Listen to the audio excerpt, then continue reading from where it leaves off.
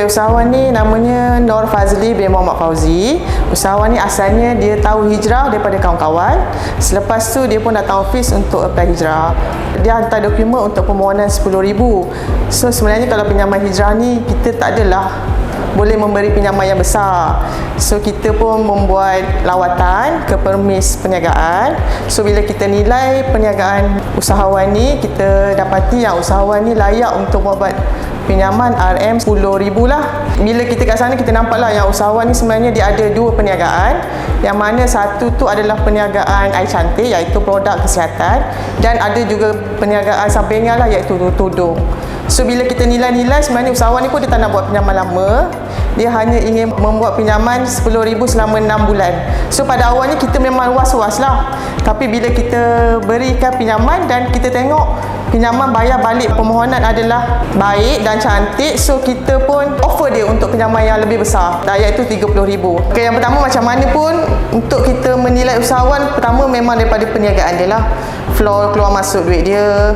So macam mana dari segi, saya rasa PH pun memain tanggungjawab untuk kadang-kadang usahawan ni kita perlu remind setiap masa, betul tak?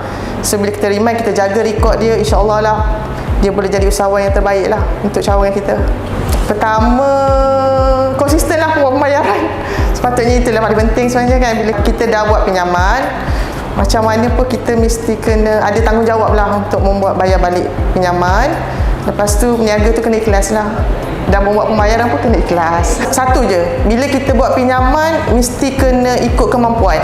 Jangan buat pinjaman di luar kemampuan. Itu yang membuatkan seorang usahawan untuk gagal membuat bayar balik yang sepatutnya ikut jadual. Kita pinjam, kita tahu setiap minggu berapa kita boleh spend untuk pembayaran hijrah. Itu je saja. Satu je kita minta lah daripada usahawan-usahawan. Bukan datang untuk buat pinjaman besar tapi tak tahu cara pembayaran macam mana.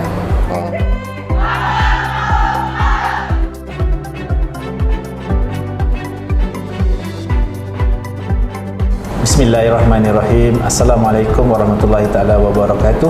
Saya Nur Fazli bin Muhammad Fauzi selaku Managing Director Air Cantik dan juga Max Life. Dan saya Nolaili binti Abdul Rauf selaku CEO untuk Air Cantik dan juga Max Life. Pada mulanya kita bawa adalah company Air Cantik, dan Air Cantik ni bermula daripada tahun 2017 sehinggalah sekarang lah. Dan kita bawa daripada Air Cantik, kita expand kepada sub-brand yang baru iaitu Max Life. Okey, Air Cantik ni adalah salah satu produk untuk kesihatan dan juga kecantikan. Produk yang kita bawa adalah berupa jamu moden untuk lelaki dan juga wanita, solusi untuk dalaman lelaki dan wanita. Kita bermula dengan Air Cantik melalui channel untuk sistem ejen, di mana sistem ejen ni bermula daripada awal tahun lagi 2017 sehinggalah sekarang. Kita membuka ruang dan peluang untuk sub-brand kita iaitu Max Life, dan Max Life ni kita membina produk untuk ke global dan juga ke hypermarket di Malaysia dan di sekitar Indonesia. Okey, daripada permulaan tu Air Cantik ni kita membina sistem ejen dan bermula daripada perniagaan online. 100% perniagaan online kita mulakan di Air Cantik. Bila masuk kepada tahap ekonomi yang mungkin kurang stable sewaktu sekarang ni, okey, kita mengambil peluang di mana peluang yang sangat besar yang kita ada iaitu melalui perjalanan bisnes ke global dan juga ke hypermarket tu. Okey, sistem ejen ni kita ada modul ejen di mana setiap minggu kita akan ada training, dan training kita dikenali sebagai 3 fasa, iaitu kita ada fasa untuk permulaan, okey, lepas tu fasa pertengahan dan fasa perakhiran.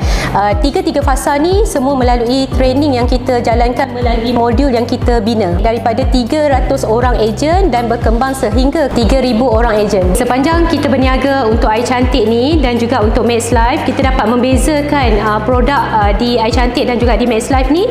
Kita bezakan dia kepada 2 fasa, iaitu di premium fasa di bawah di Air Cantik dan mass market di bawah Max Life. Jadi itulah perbezaan yang kita buat di mana produk-produk yang kita lancarkan ni supaya tiada pergaduhan antara ejen dan juga produk yang kita bawa di mass market. Untuk usahawan baru, kita galakkan sebenarnya untuk dia buat marketing dulu. Okey, sama ada menggunakan produk orang lain ataupun membuat produksi sendiri. Cuma produksi sendiri ni kita memerlukan keuangan yang sangat besar, di mana kita as a founder akan mengeluarkan duit yang lebih banyak. Okey, jadi kita suggestkan untuk orang yang baru nak mula berniaga, okey, dia boleh mula daripada bawah, di mana dia menggunakan dulu produk orang lain dan memastikan belajar untuk marketing dan juga sale. Okey, apa sahaja produk yang ada di tangan, make sure kita belajar dulu marketing dan sale. Dah ada keuntungan dari segi marketing dan juga sale tu, nanti barulah kita boleh fikir part of production. Okey, sebenarnya bila kita membuat pinjaman dengan agensi-agensi di luar sana, dia membantu untuk kita punya perniagaan berkembang dengan lebih maju. Cuma kita as a usahawan perlu manage keuangan kita dan perlu manage planning yang kita perlu buat dari pinjaman yang kita dapat tu. Kita perlu ada planning, pinjaman yang kita nak buat tu untuk apa, macam tu. Jadi bila kita ada pinjaman ni, sebenarnya dia membantu untuk usahawan lebih expand ke peringkat yang lebih baik lah dalam bisnes dia. Bila kita memulakan perniagaan, kita tahu mission kita untuk pergi ke global. Apa yang kita perlu buat, macam sekarang di Max Life dan juga Air Cantik, kita dah ada persijilan dari segi halal. Okey, kita ada domestik, dan untuk next ke peringkat global kita memerlukan syarat-syarat yang diperlukan.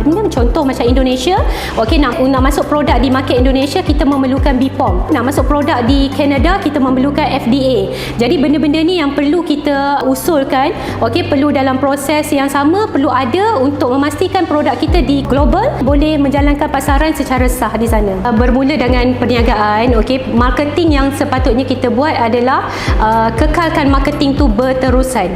Sebab bila orang nampak produk kita, bila orang sentiasa melihat produk kita di media sosial ataupun di mana-mana sahaja, okey, orang akan terus ingat dan kenal pasti kita punya brand, sehingga brand kita ni bukan sahaja sekarang, mungkin lagi 5 tahun, 10 tahun ke depan pun orang masih lagi ingat. Okey, 5 tahun ke depan kita ada perancangan di mana SKU baru yang kita akan keluarkan, dan insyaAllah untuk dalam masa yang terdekat ni juga kita akan keluarkan RTD, iaitu Ready to Drink, produk di bawah Max Life. Jadi produk-produk yang kita keluarkan ni adalah produk yang bersesuaian untuk hypermarket dan juga di peringkat global. Pentingnya kita dalam perniagaan ni, di mana marketing adalah jantung dalam perniagaan kita. Dia menjadi nadi untuk kita terus memasarkan produk kita untuk orang lebih kenal, tahu dan percaya produk kita di masa akan datang. Kepada usahawan-usahawan di luar sana, jangan cepat putus asa. Okey, teruskan perjuangan dan sabar dalam proses untuk berjaya. Proses di mana untuk orang bisnes ni, prosesnya mesti bermula daripada bawah, okey, sehingga boleh mencapai ke tahap yang lebih baik di masa akan datang. Jadi untuk kita yang sentiasa berusaha ni, kena percaya satu perkara, di mana usaha takkan mengkhianati hasil kita, dan percaya kepada rezeki yang Allah dah tetapkan kepada kita. Rezeki tak lambat tak cepat, rezeki tak pernah salah alamat.